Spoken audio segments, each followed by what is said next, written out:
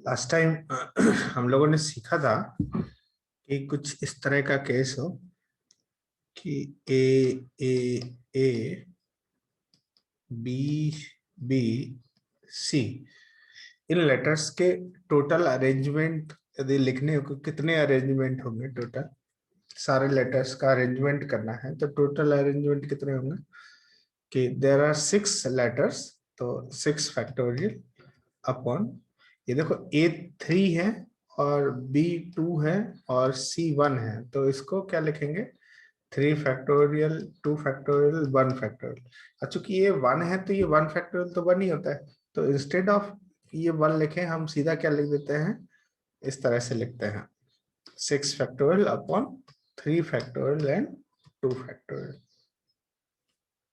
अब यहाँ पे क्वेश्चन ये आता है कि ये 3 फैक्टोरियल से और 2 फैक्टोरियल से डिवाइड क्यों कर रहे हैं, इसका मेन रीजन क्या है, इसको जानने की कोशिश करते हैं। ठीक है, तो इसके लिए मैं एक एक वर्ड लेता हूं, root. Let's say root root word है। यहां से समझते हैं कि ये कैसे होता है, क्यों ये डिवाइड होता है। तो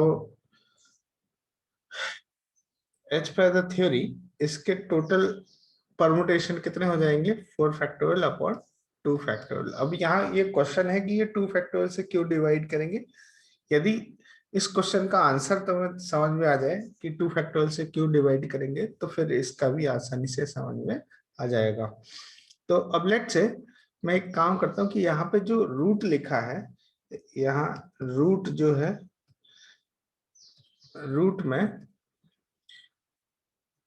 केस में जो दो ओ लाइक हैं, एक जैसे हैं, इनको मैं थोड़ी देर के लिए डिफरेंट बना देता हूँ कि लेट्स ये 1 हो गया, ये 2 हो गया। अच्छा, यदि ये O1 और O2 डिफरेंट है तो यहाँ पे यदि ये डिफरेंट है तो ये केस R O O2 और O1 और T ये दोनों डिफरेंट हो जाएंगे। देखो जैसे ये डिफरेंट एज्यूम किए जाएंगे,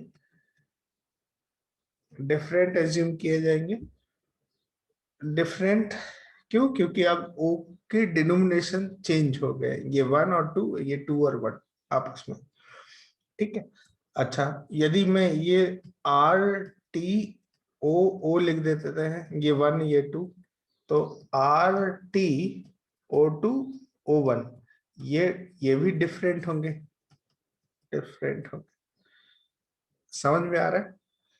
तो हो क्या रहा है कि यदि ये सब डिफरेंट है तो let say x be the total number of arrangement of this root, तो ये कितना हो जाता है 24 ना। 24 मतलब 4 फैक्टोरियल होता।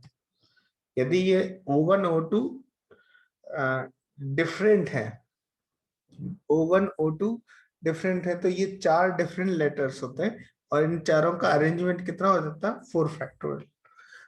नाउ लेट से कि x be the actual, this is actual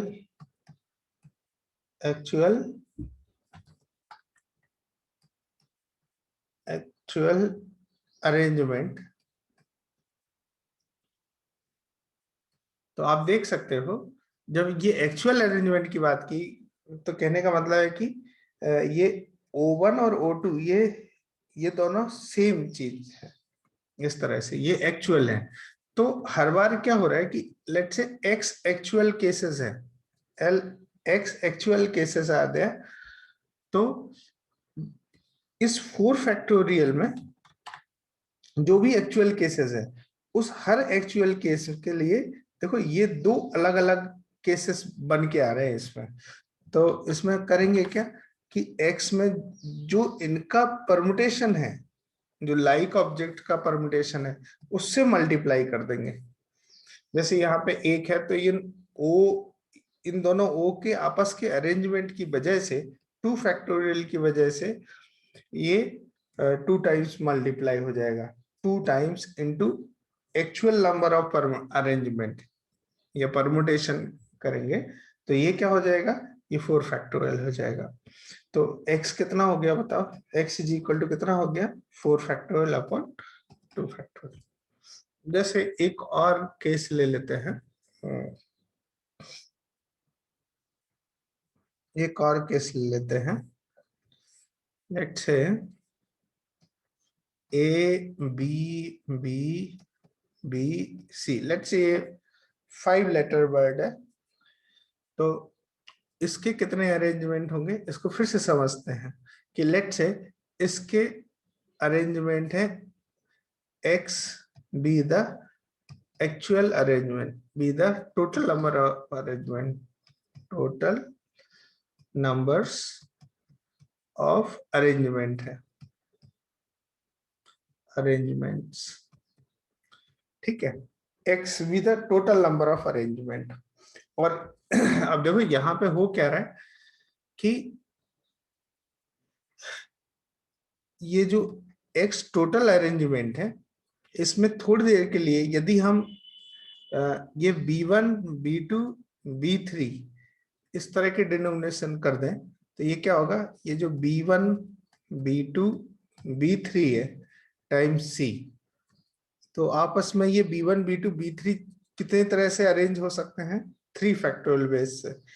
3 factorial base का मतलब ये 3 लेटर्स है, इनकी आपस में जो पोजीशन बदल सकती है वो 3 फैक्टोरियल बेस से बदल सकती है। तो कहने का मतलब है कि यहाँ पे b1 आ गया, यहाँ b3 b2 आ गया, फिर b2 b1 b3 b2 b3 और b1 b3 b1 b2 b3 b2 b1, इस तरह का सिचुएशन। देखो ये ए सी ए सी ए सी ए सी ए सी, इस तरह का सिचुएशन है, ठीक है। तो बाय द वे यदि x be the actual x be the total number of arrangement, तो जैसे हर एक केस के लिए कोई भी एक केस है, लेट्स से x कोई भी केस है, तो हर एक के लिए इन b की आपस के अरेंजमेंट कितने हैं, 3 फैक्टोरियल बेस है, x इंटू 3 फैक्टोरियल बेस, और ये मल्टीप्लाई होने से क्या होगा, इंटू इज इक्वल टू कितना हो जाएगा, ये 5 फैक्टोरियल, 5 फैक्टोरियल। समझा कि x be the total number of arrangement, तो इंटू 3 फैक्टोरियल। 3 फैक्टोरियल क्यों कर रहे हैं, क्योंकि b1 b2 b3 का आपस का अरेंजमेंट मल्टीप्लाइड होके 5 फैक्टोरियल हो रहे हैं। क्वेश्चन ये है कि ये 3 फैक्टोरियल मल्टीप्लाई क्यों कर रहे हैं। देखो यदि मैं इनका डिनोमिनेशन चेंज कर दूं, इन सब का डिनोमिनेशन हटा दूं, तो आप क्या कहोगे कि सर ये वही है, कोई अलग नहीं है, ये सब एक जैसे हैं, सब एक जैसे हैं, सब एक हैं। इसीलिए तो हमने कहा कि x be the total number of arrangement. तो हो क्या रहा है कि हर एक अरेंजमेंट के लिए ये जो b1 b2 b2 इन b1 b2 b3 का जो आपस का अरेंजमेंट है, ये कितने तरह से होगा, 3 फैक्टोरियल बेस से। हर एक A B B B C के अरेंजमेंट के लिए b1 b2 b3 हर एक बार 3 फैक्टोरियल टाइम्स मल्टीप्लाई हो जाएगा। जैसे यदि हम कहें कि ए सी b1 b2 b3 है, तो इन ये एक एक्चुअल केस है, तो अब आपस में इनको अरेंज करेंगे तो कितने तरह से होगा, ये नेक्स्ट 3 फैक्टोरियल बेस से हो जाएगा। जैसे इस तरह से हमने लिस्ट किया, ऐसे इसको भी लिस्ट करेंगे 3 फैक्टोरियल बेस से। तो x यदि एक्चुअल वेज है, x be the actual total number of arrangement, तो उनको ये b1 b2 b3 के आपस के अरेंजमेंट से मल्टीप्लाई करेंगे तो क्या हो जाएगा, a b1 b2 b3 c के टोटल नंबर ऑफ अरेंजमेंट होंगे, और वो कितने होंगे, 5 फैक्टोरियल। तो इसका मतलब है कि x का वैल्यू कितना आ जाएगा, x का वैल्यू आ जाएगा 5 फैक्टोरियल अपॉन 3 फैक्टोरियल। इस तरह से करेंगे। In the same way, not only इस तरह के सिचुएशन हो कि let's say A B B C C C D, ऐसा सिचुएशन है, तो अब क्या करोगे, तो आप क्या कहोगे, लेट्स से कि x be the actual number of arrangement. तो इसमें देखो कि हर एक लेट्स से हमने कहा कि इसमें b1 b2 बना देते हैं, c1 c2 c3 बना देते हैं। तो अब यहाँ पे क्या होगा कि लेट्स से ये b1 b2 आपस में अरेंज होगा, b1 b2 और c1 c2 c3 आपस में अरेंज होगा, तो ये कितना c1 c2 c3 d है। तो यहाँ पे फिर ये कितने हो जाएंगे, देखो ये c1 c3 c2 फिर c2 c1 c3 c2 c3 c1 c3 c1 c2 और c3 c2 c1, ये इस b1 b2 के करस्पॉन्डिंग है। ऐसे ही यहाँ पे a b2 b1 आएगा और फिर यहाँ पे c1 c2 c3 और ये d3 क्यों लिख दिया मैंने, d3 नहीं आएगा, c3 है और यहाँ पे d आ गया, फिर इसको c1 c2 c3 आपस में अरेंज हो गए, ऐसे ही c1 c3 c2, फिर ऐसे चलता रहेगा, मतलब इस तरह का सिचुएशन।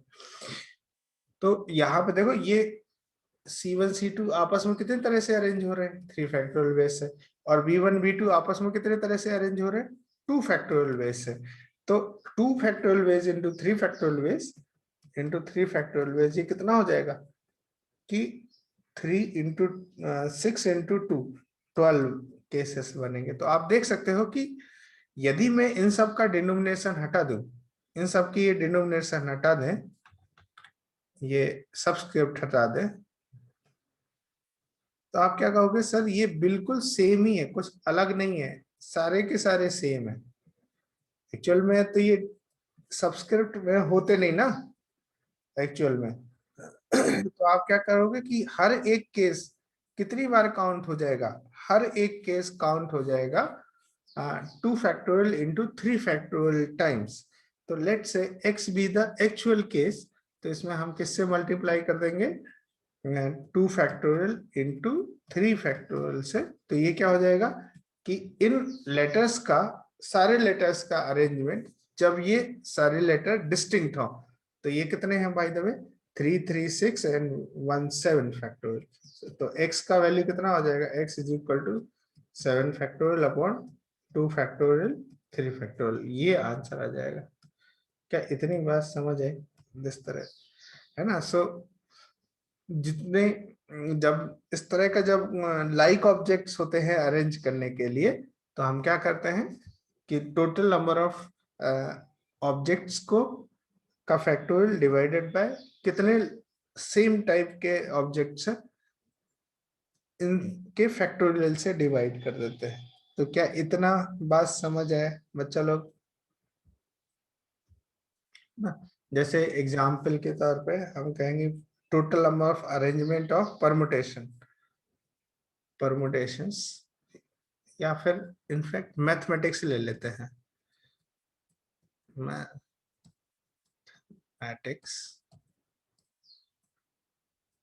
कितने टोटल अरेंजमेंट होंगे, इनके लेटर्स का अरेंजमेंट कितना होगा।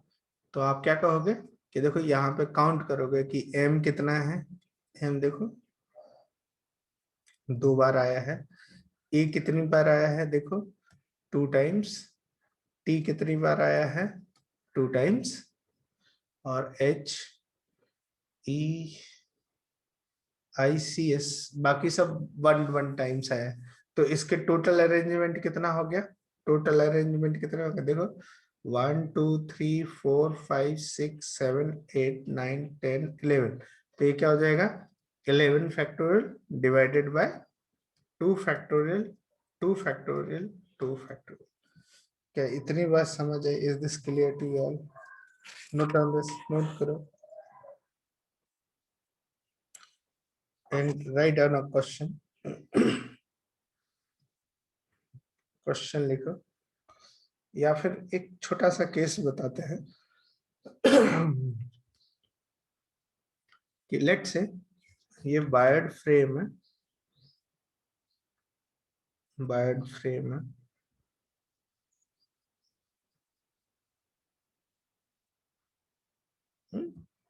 ये ए और ये बी पॉइंट है।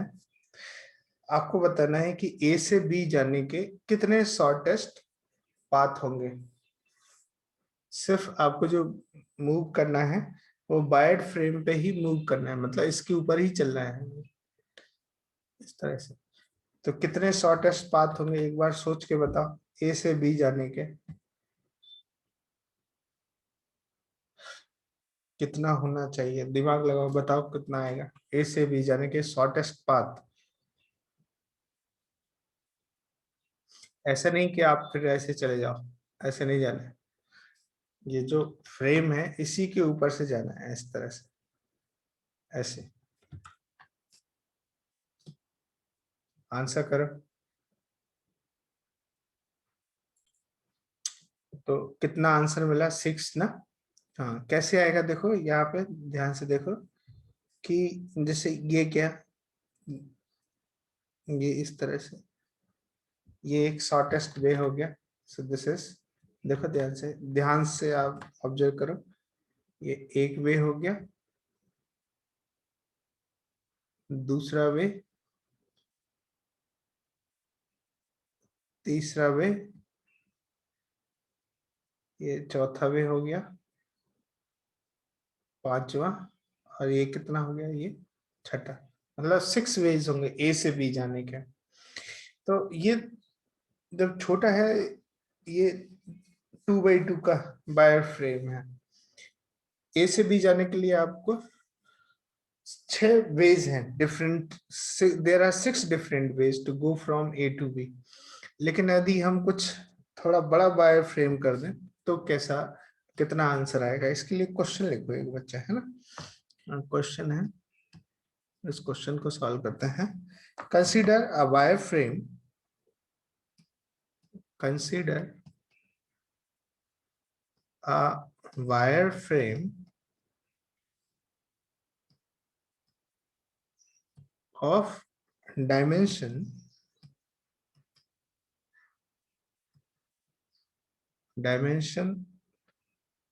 5x4 as shown in the figure,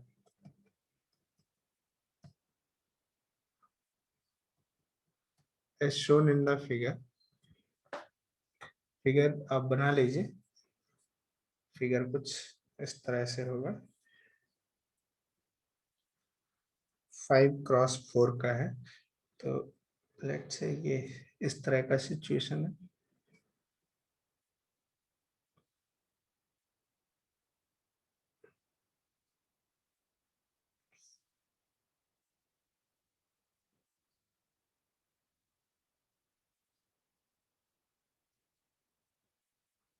ये 5 हो गया।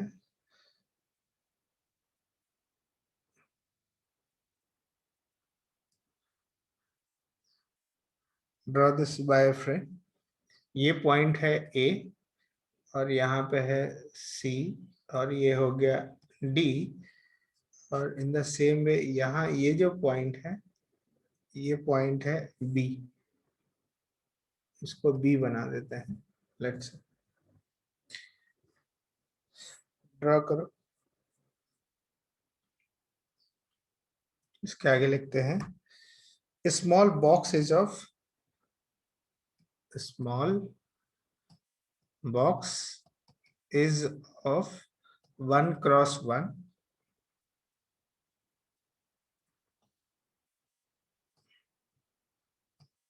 and ant wants to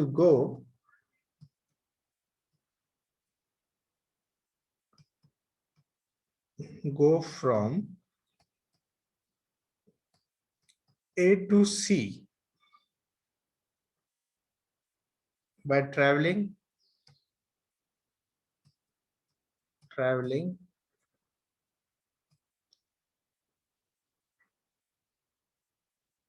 by traveling on wired path,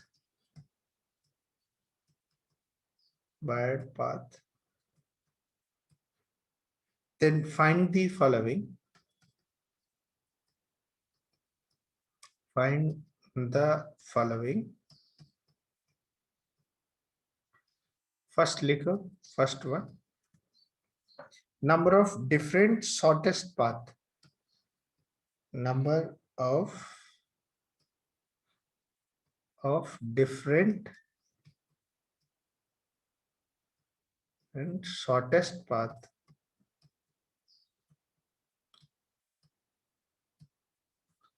Second लिखो, number of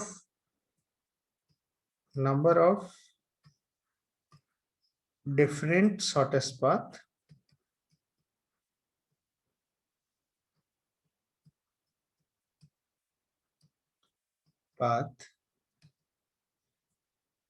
Traveled by point B.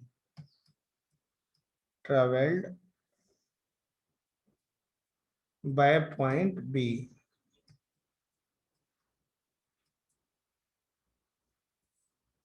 And third one,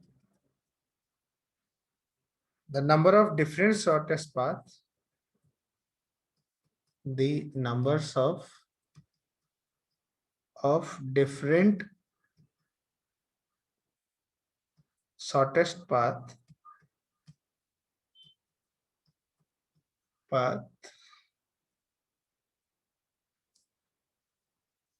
from A to C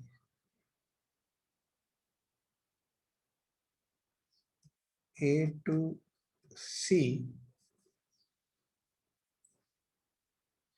which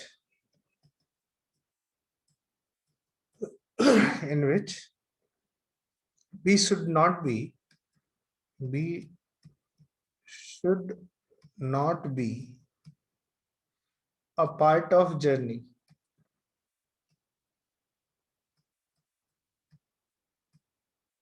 Answer करो. Answer them one by one.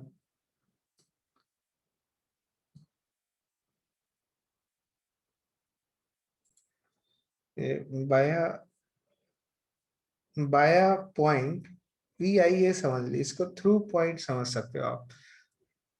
B से जाने वाले ये समझ.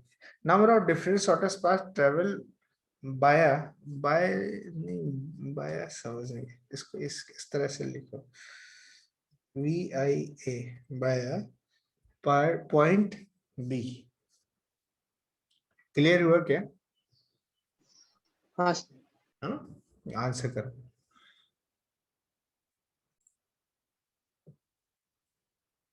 यहाँ पे भी सेम सिचुएशन है.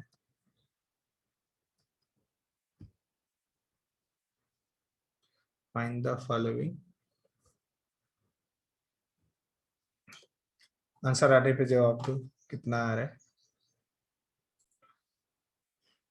देखो कैसे इसकी मैकेनिज्म क्या है, किस तरह से वर्क कर रही है, इसके ऊपर सोचते हैं थोड़ा. जैसे यहाँ पे ये देखो, इन द प्रीवियस केस कि ए से बी जाना है, बाय शॉर्टेस्ट वे. तो आप ध्यान से देखो कि ए से बी जाने के लिए शॉर्टेस्ट वे यदि देख रहे हैं, 2 हॉरिजॉन्टल चलना पड़ेगा और 2 वर्टिकल चलना पड़ेगा. 2 हॉरिजॉन्टल 2 वर्टिकल चलने पड़ेंगे, तब जाके ए से बी पहुंच पाएंगे आप. कितनी बात समझ आई? ए से बी जाना है तो 2 हॉरिजॉन्टल और 2 वर्टिकल चलना ही पड़ेगा.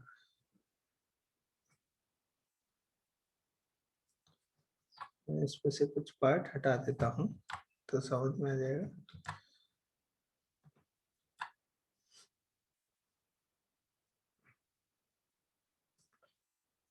देखो यहाँ पे ए से बी जाना है तो 2 हॉरिजॉन्टल और 2 वर्टिकल स्टेप चलेंगे तो ए से बी आ जाएगा. अब लेट्स से ये एक अरेंजमेंट है. तो इसका क्या मतलब है? इसका मतलब है कि ये पाथ 1 2 हॉरिजॉन्टल और फिर 2 वर्टिकल ऐसे. तो ये पाथ के बारे में बात कर रहे हैं. लेट से मैं ये कहूं कि ये किए और ये किए, फिर ये, तो इसका मतलब ये कौन से पाथ के बारे में बात कर रहा है? ये बात कर रहा है कि एक हॉरिजॉन्टल, फिर एक वर्टिकल, फिर एक हॉरिजॉन्टल और फिर एक वर्टिकल, तो ए से बी पहुंच रहे हैं हम। या फिर इस तरह से हो जाए कि दोनों वर्टिकल फिर दोनों हॉरिजॉन्टल, ऐसा। तो ये कौन से पाथ के बारे में बात करेगा? ये बात करेगा कि ये दो वर्टिकल और फिर दो हॉरिजॉन्टल, इस तरह से, तो इस पाथ के बारे में बात करेगा। तो कहने का मतलब है कि इनका जितना अरेंजमेंट होगा, इनका जितना पॉसिबल अरेंजमेंट होगा, वो हर एक अरेंजमेंट एक डिफरेंट शॉर्टेस्ट पाथ बना रहा होगा। तो इनकी टोटल अरेंजमेंट कितना हो जाएगा? 4 फैक्टोरियल अपॉन 2 फैक्टोरियल 2 फैक्टोरियल। तो बाय द वे आप देखो 4 फैक्टोरियल अपॉन 2 फैक्टोरियल 2, ये कितना हो जाएगा? ये 24 होता है, 24/4, तो कितना हो गया? 6। तो इसके ए से बी जानने के 6 वेज हो गए, 6 डिफरेंट वेज हो गए। इन द सेम वे अब यहाँ पे भी सेम सिचुएशन है। जो पहला क्वेश्चन है, पहले क्वेश्चन को पे थोड़ा ध्यान देते हैं। पहला क्वेश्चन क्या रहे, कह रहे कि number of different shortest path to go from A to C, A से सी जाने के शॉर्टेस्ट पाथ होंगे। तो देखो ध्यान से कि ए से सी जाने के लिए यहाँ पे 5 हॉरिजॉन्टल पाथ होंगे और 4 वर्टिकल पाथ होंगे। तो यहाँ पे आप देख सकते हो कि 5 हॉरिजॉन्टल, सॉरी 5 हॉरिजॉन्टल स्टेप होंगे और 4 वर्टिकल स्टेप्स होंगे, 4 वर्टिकल स्टेप्स होंगे। तो इन टोटल कितने हो गए? 9 स्टेप्स हो गए। तो इनका अरेंजमेंट कितने तरह से हो सकता है? 9 फैक्टोरियल अपॉन 5 फैक्टोरियल 4 फैक्टोरियल। इसी को लिख सकते हैं, इसी चीज को लिख सकते हैं 9C4, या फिर इसी को लिख सकते हैं 9C5 भी लिखा जा सकता है, दोनों ही सिचुएशन में। 9C4 इसको ऐसे भी सोच सकते हैं कि 9 स्टेप है, 9 में से कोई, या यूं कहें कि 9 स्टेप्स है या 9 ब्लैंक स्पेस है। लेट से ये 9 स्टार समझ लेते हैं, कितना हो गया? 7 8 9। 9 स्टार में से कोई भी 4 वर्टिकल, कोई भी 4 स्टार सिलेक्ट कर लेते हैं जहां पे हम वर्टिकल स्टेप रखेंगे, तो 9C4 आ जाएगा। जैसे कोई भी 4 सिलेक्ट कर, जैसे 1 2 3, लेट से मैंने और ये 4 लिखा लिया। तो ये डिफरेंट वेज से जितने तरह से सिलेक्ट कर सकते हैं 4 स्टार को, उन 4 स्टार पे हम वर्टिकल लेंगे, वर्टिकल स्टेप, रिमेनिंग पे हॉरिजॉन्टल स्टेप लेंगे। तो जितने तरह से ऐसा कर सकते हैं, वो नंबर ऑफ वेज कितने हो जाएंगे? 9C4। या फिर आप ऐसे सोच सकते हो कि हम हॉरिजॉन्टल स्टेप सेलेक्ट कर लें, तो 9C5, ऐसे भी सोच सकते हैं। बट आप देखो ध्यान से कि ए से सी जाना है, तो 5 horizontal step and 4 vertical step चाहिए, तब जाके ए से सी पहुंच रहे। तो पहले का आंसर कितना हो गया? Total number of different shortest path, तो कितना हो जाएगा?